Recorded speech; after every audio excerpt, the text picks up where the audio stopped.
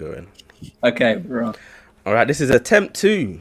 Yeah. Technical difficulties, but we are here with The my second attempt of about 50 featuring, tonight. the headphones and that. Let's just get those in there real quick. Product placement. You know what I mean? Amazon in the bio. You're going to ask people to look at your wish list. Basically. Might be a couple Canon glass in there, but I don't know if you guys was on the last live, but yeah, we'll start fresh again. So we got no echo. Everyone can hear everyone. Yeah. Do you know what I mean? It's all good. So we'll start with we'll start where we left off. So it's like, when did you start photography? Right. So photography, as I previously explained, basically came at a really important time in my life. I was desperately in need of a creative outlet. I'm a musician as well, so that really just wasn't cutting it for me. I saw a camera that I really, really liked. Obviously, had no idea how it worked, and I mean, even though it was a Canon 1200D, there's about 4 buttons on it. At least you started with 1200. I was with 1100. We've all known the struggle here, okay? We've all known that kit lens starter with when you're shooting portraits, when you're literally having to do the zoom, and then there's still no depth of field. Yep. We all know that struggle. And even though I was shooting on what is basically the Canon equivalent of a surveillance camera, I ended up falling in love with photography. I started out mainly just doing street stuff, mainly just doing architecture. I was just one of those guys that really enjoyed taking pictures of buildings, and also I had no clout, so models didn't want to work with me. I know those feelings, man. I know those feelings, trust me. I had zero. In the DMs now, though. Yeah, that's it.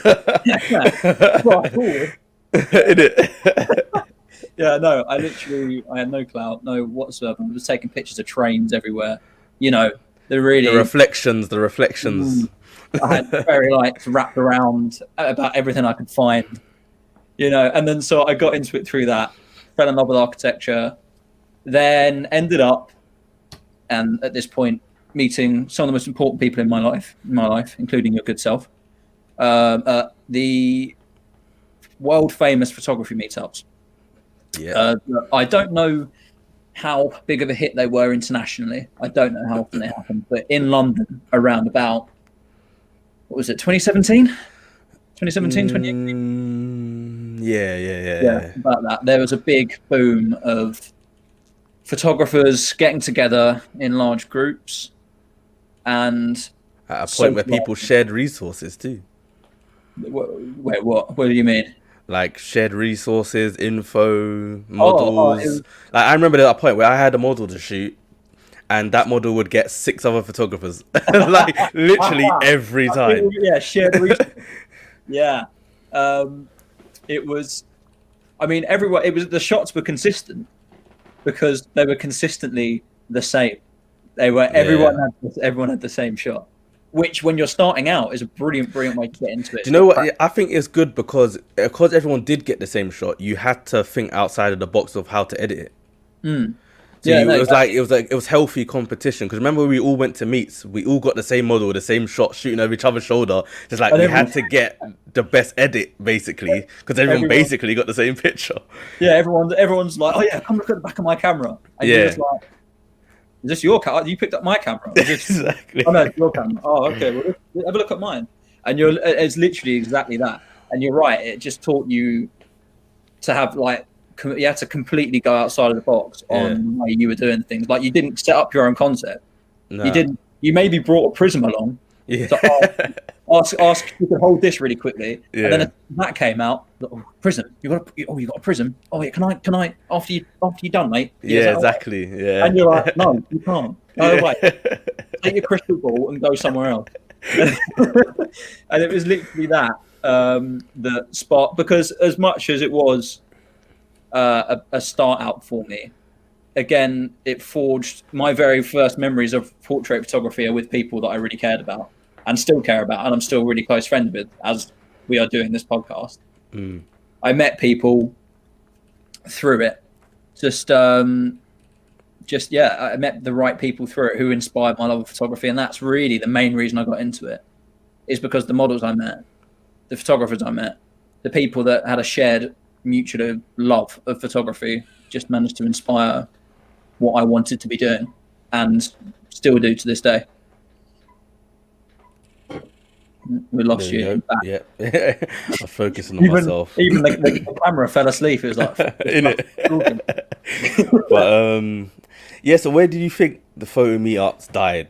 Because I think they died at least a year and a half ago. Easily. I know some guys that are still quite inventive with it. You have to be inventive with it now. But the thing is, I think they could have stayed the same. Because think about it. Since then, how many new photographers have come on the scene? There's been loads of new photographers that have come on the scene in the last year and a half. Everyone. And that's the thing. It's weird because that's where we started out. And then I get people following me and saying to me, I've just started out and I've been in that position. And I'm thinking, and I always just say, really, direct them. I think maybe I should direct them to photo meets. Maybe I should direct them to a good place. Exactly. But then there's none. There isn't any. You're right. I don't know where they've gone. But I think maybe they're still around. It's just that we're such dinosaurs now of like that scene. We're off doing our own portraits. We've graduated. We've graduated from the Meetup Academy.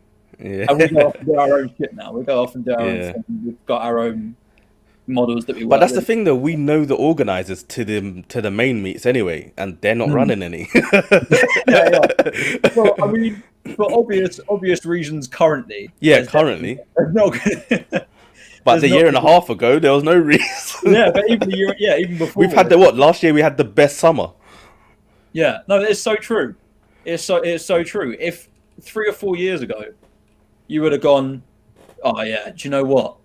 Have you seen the weather out? You're coming out today. You're going for a shoot. Yeah, all right, mate. Yeah, exactly. Look out for a shoot. There. Yeah, I mean. Because when we were going about, we didn't care if it was raining or not. my potato of a Canon camera can handle any weather. It's fine. Yeah. We're atrocious. Awful. Like, almost shouldn't be seen by the human eye. Right? But it didn't matter because we were going back out anyway, and we were just like, oh, let's test anyway. Let's do some shoots. And now you're right. There's no one going. I don't know anyone. If the conditions aren't perfect. No, exactly. They're not coming out. No one's coming out because I don't know. I don't know what happened. People should probably. But then this is why I go into the thing of photographers. Well, we can only talk of London because that's where we're based. But do you think it's a thing of like a bit of resentment, envy, and jealousy, and people just keeping stuff to themselves? Because think about all the photographers from, let's say, when we started. Because I started this account that I got now in 2017. Basically like a month or two after, like before meeting you guys.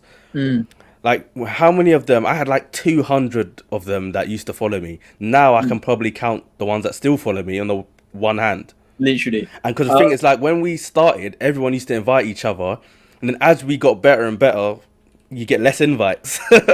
you get less and less invites to the point where it's just like, do you know what I mean? People started to unfollow you as I progressed, and I noticed it. I'm thinking, but nothing's changed on my end. So it's like, do you remember the WhatsApp group chats? The about 40, 50 WhatsApp chats we used to be in. Yeah. Again, non-existent. Exactly. There's a partial sense of community that we all used to have, and I it was great to get into it, and it's a shame we don't have that anymore because I feel like I've got a nice close group of creatives that I always will be friends with, and I am friends with, and I spend a lot of my time with and getting inspired by. But I don't know what happened, but a lot of people just peeled off. Or I think as well, a big part of it is that, and I think about this actually quite a lot, especially considering you're really one of the only people I speak to from the old days, is that a lot of people just stopped doing photography in general. A lot of people that, I mean, think as well, if they unfollowed you, but also how many can you count on one hand that still do photography, that still do? Those meetups were a good gateway and they were great. But once they stopped, some people just didn't have the time, didn't have the means, didn't have the models. Yeah. And I guess, I don't know. I ended up, and so did you, ended up meeting the people that we work with now, and ended up doing it ourselves. So I guess that's another reason it doesn't happen as much anymore. And that sense of community's gone, which is a shame. You know what? My battery's actually flashing red. Should I change it? I should change it and come back. All right. Okay. This is going to be like part 3. So we're going to do this in installments. We should basically do it in installments. We should do 15-minute episodes. Basically, and sell it on like start up a whole business and like that, and we just like so every 5 minutes you have to pay for the next episode. Exactly. Because Adrian's camera keeps dying, or his headphones die, or my Wi-Fi shit. Right, this is part 2, guys, because I'm going to change my battery, and this will be the final episode. I promise. We'll be back next time.